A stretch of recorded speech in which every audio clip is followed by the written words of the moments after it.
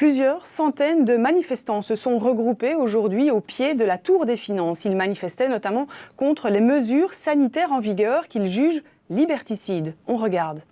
C'est un mouvement qui prend de l'ampleur. Partout en Europe, des activistes qui s'opposent aux choix politiques faits pour gérer la crise sanitaire. J'en ai marre qu'on nous raconte tout et n'importe quoi.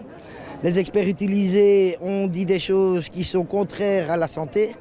Alors pour des experts de la santé, je trouve ça phénoménal. Et tout y passe. L'entretien de la peur, le port du masque partout, inutile, les chiffres manipulés, l'interdiction des rassemblements. Qu'on laisse les gens libres de circuler. Aussi simple que ça, la liberté avant tout. Et les droits et les... Ça ne va pas relancer le virus, ça.